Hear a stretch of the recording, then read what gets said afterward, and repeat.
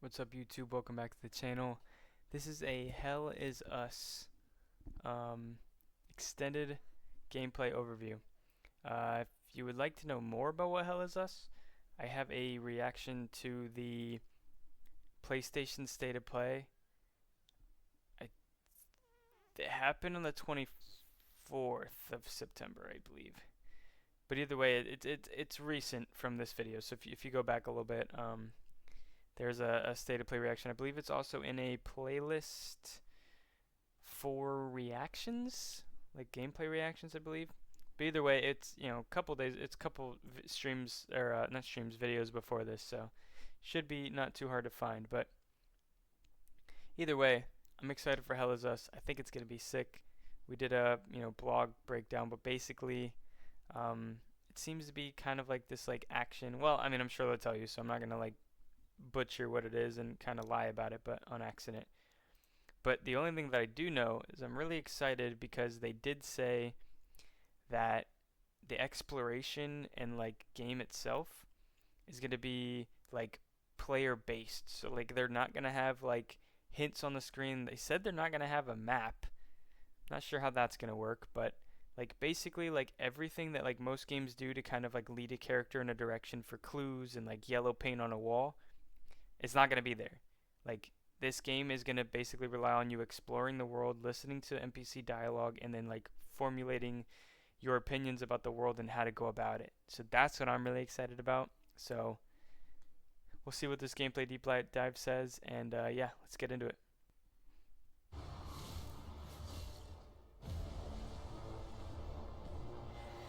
Oh, dude, it looks badass, bro.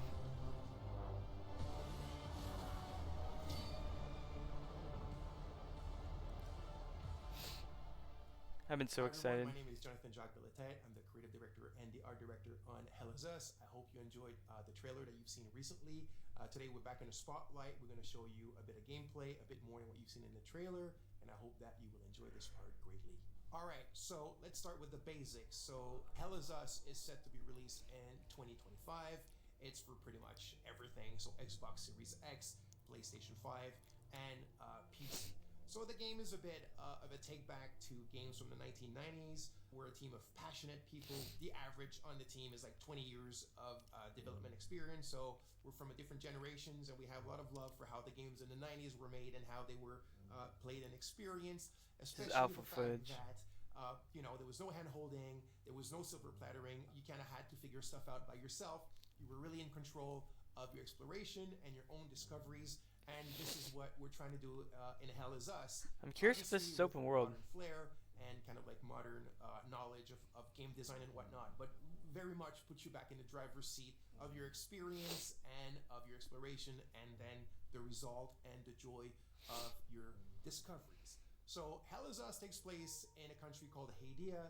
Hadia is in the grips of a vicious civil war. You play the role of Remy. Remy is actually from Hadia. He was born there, but his mom smuggled him out at the age of 5, like it sometimes happens in those countries. And what I mean by that is Hadia is a hermit state, it's a turtle state. It's completely closed off on itself.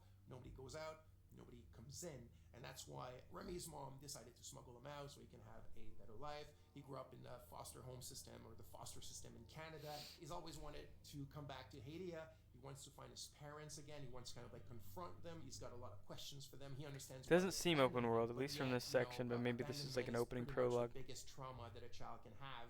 And there's like a loop that hasn't been closed properly for him towards this situation and his parents. When the game starts, Remy has finally been able to infiltrate Hadia during the brutal civil war that I was talking about. Remy is a ON peacekeeper.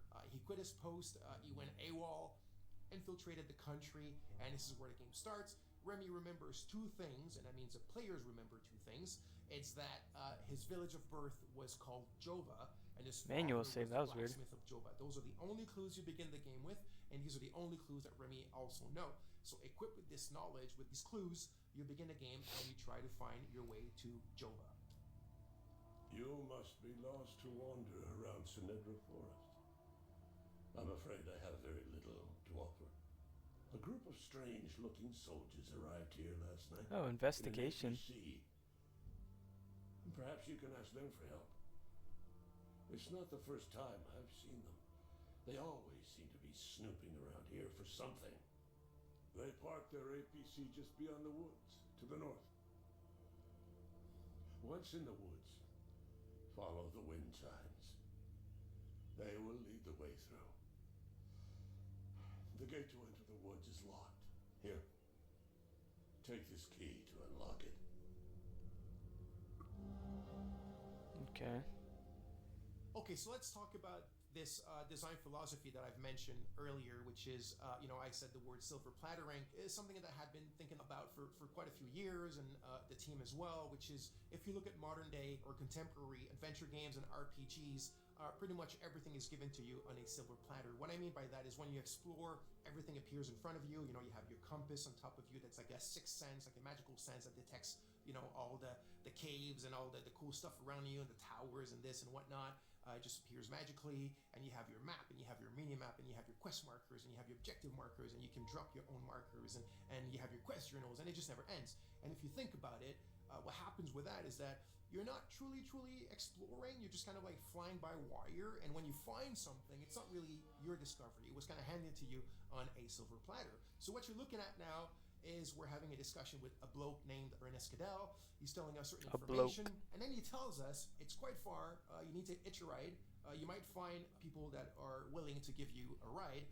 It's up to the north of my house, so you're gonna have to use your compass, but your real compass, right, with the coordinates on it, north, south, east, west, blah blah blah, and follow that. And he tells you that in the Lost Woods, in order to find your way out, just follow the wind chimes. He says, I've attached them there for my kids when they were young because they kept them getting lost in those bloody woods. And then he tells you, follow the sound of the wind chimes and you'll find your way on the other side of the woods. That's how we do it. It's very organic. It's very realistic. Someone in real life could have told you the exact same thing. So the environments, the visuals of the game are not just there to illustrate, they're there to communicate. So you need to play the game, you need to open your eyes, you need to open your ears to what NPCs tell you, and you'll find your way, and you'll discover things, and you will truly own your discoveries and the great joy that comes with that. I think that's cool, but I really think that's going to hurt them in reviews. I think people are going to be like, oh, it's complaining like, oh, it takes too long, or oh, blah, blah, blah. Now, again, if they do handle it wrong, that's on them, right? But if it does really feel nice to explore, that's cool. Section that could be considered part of our player plattering philosophy. So here's a puzzle, and there's obviously a solution to the puzzle, but nothing eventually is going to tell you. So this definitely seems later in the game. Taking a bit of time to find a solution. Because we have like more gear. There's not going to be any artificial kind of ways that are going to help him or tell him what to do. Remy's not going to start talking to himself, or i.e. talking to the player with, little clues and whatever. It's really up to you to figure them out. And in the way that the player plattering is inserted in this, we have a good example here with your trusty drone named Cappy. By the way, you can tell now that Remy has his poncho, and he has his sword, and he has his drone.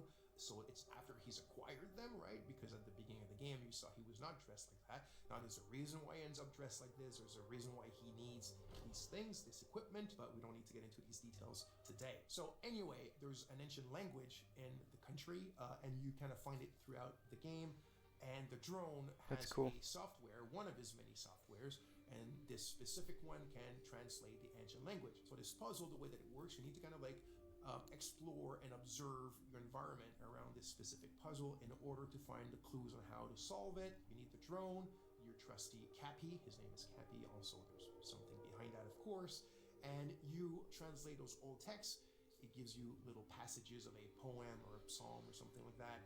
And through what they tell you and the order in which they seem to have to be pieced back together, you find your clues on what this puzzle does and how to solve it. So again, the players are kind of just led to their own devices, but things are there, the answers are there, and you have to explore. And again, I repeat it, you have to open your eyes and open your ears, and you'll figure it out.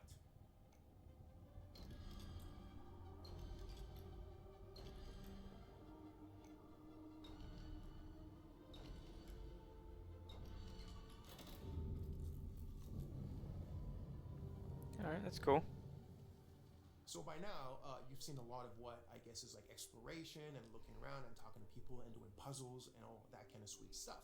But if you've seen the trailer, you of course notice that there's another big aspect to the game, which is third-person melee combat.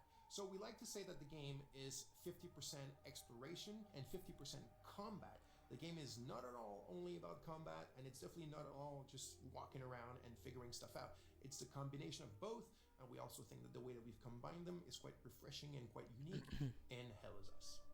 So, like I said, combat is an integral part of the game. I do want to Okay. emphasize now that we're not a Souls-like game. The game is a lot more mid-core. It's have fun, get in it, and hack and slash. It doesn't mean it's easy. It's not overly hard. There's a learning curve. There's subtleties. There's little things that we've invented just for the flair. Okay, there's a stagger. That's cool. Hell Is Us. It's very crunchy. I think the friction is pretty good, and I hope you'll enjoy it. So Okay. there's a wide Charge variety attack. of enemies in the game. Got a So big we giant have axe kind of like now. a more common enemy type, which we call the Hollow Walker. So it's these kind of humanoid, bipedal, white enemies that you can see here with the holes in their faces and their chests and whatnot. So obviously there's a reason why they're called Hollow Walkers, and there's different types of them and different kind of tiers of strength and powers. But when you're facing pretty much the biggest threats in the game, it's what we call like a dual entity. So it's like a Hollow Walker has a haze inside of it. So it's when the haze is present. I'm not going to get into the details right away of what the haze represents. It's all part of the lore and what you will figure out in the game.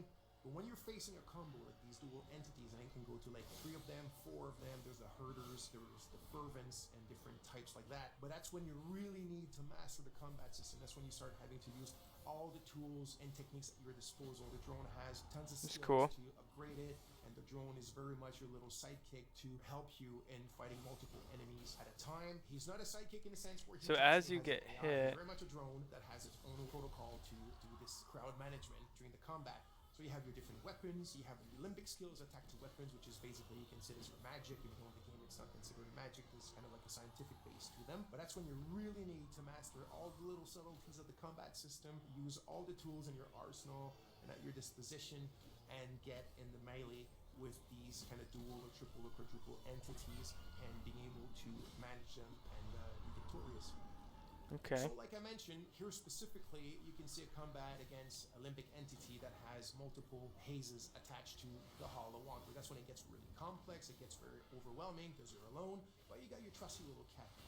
So you need to use its skill. So for example, Cappy has a skill where you can distract an entity, either a haze or a Hollow Walker. You can use the forward charge, which is one of my favorite. You also have the Typhoon. You have the super dash skill, which is another one of my favorites. So you can start dashing sideways, forward, backwards, really, really fast. It gives you like this Japanese action game style. And then you also have your limbic skill. So you need to find the glyphs in the game and you need to attach them to your weapons. And this is when you start getting powers that come from these weapons that allow you to take care of these enemies in much more powerful and kind of like impressive ways. That's when the VFX and the sound effects all come together and give you this combat bang. So it looks like as you deal damage, you can get. Okay, so now let's take a little pause from the combat and let's go back to the investigation and the exploration. So, like I said, there's no silver plattering. There's none of these kind of like fly-by-wire. I think this is gonna be cool, but like I said, I think it's gonna be hard on their reviews. What you're actually looking for,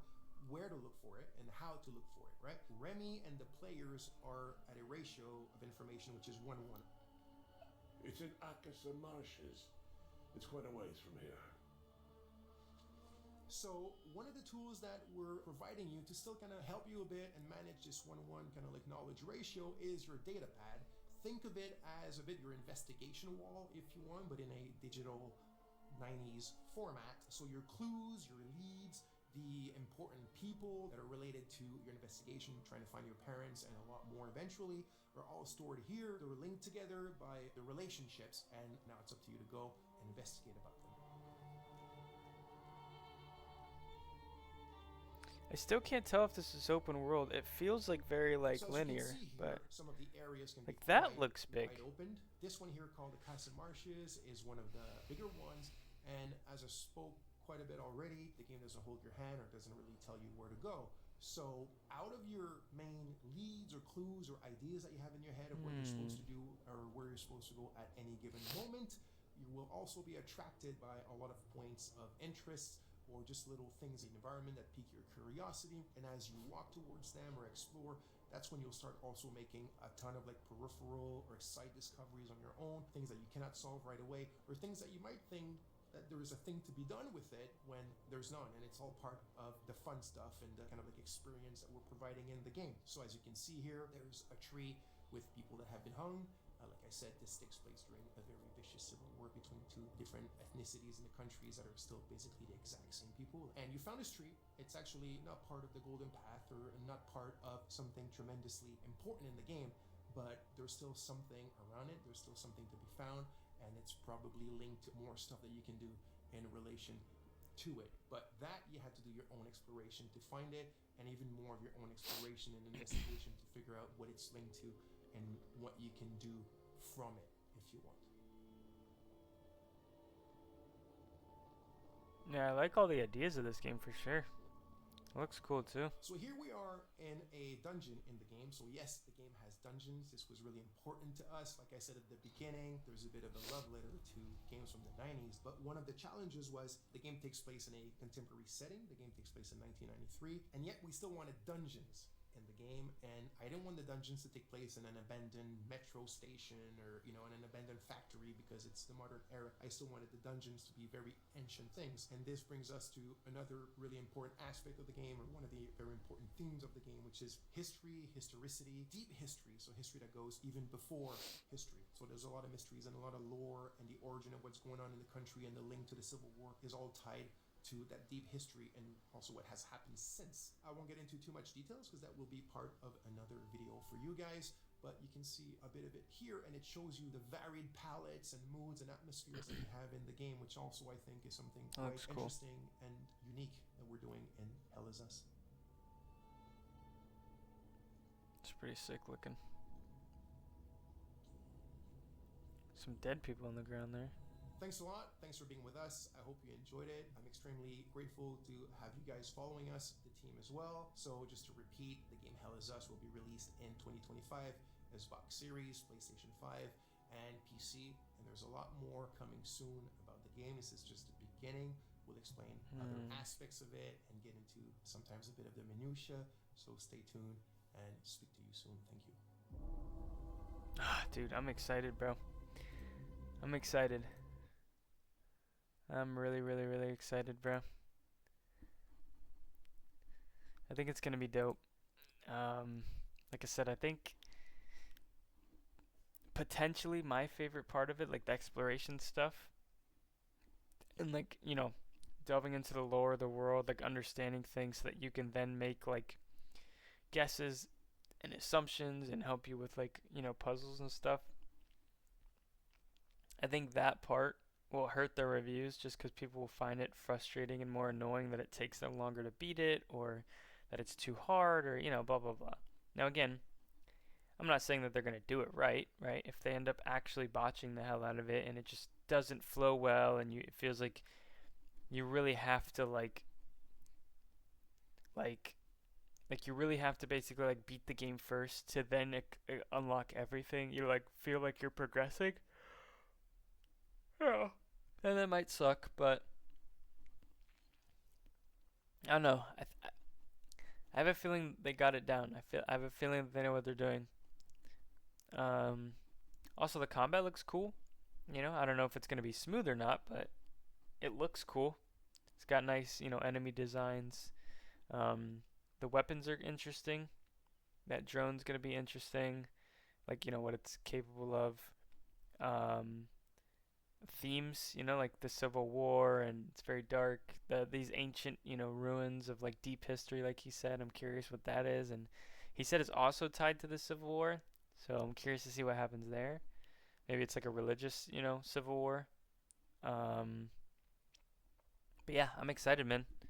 I'm excited. I think it's gonna be sick, and yeah, stay tuned to the channel. And we'll definitely be covering it once we get more content and when the game comes out. But without further ado, if you liked, leave a like. If you're not already subscribed, it would help a lot. But I'll see you guys on the next video. Peace.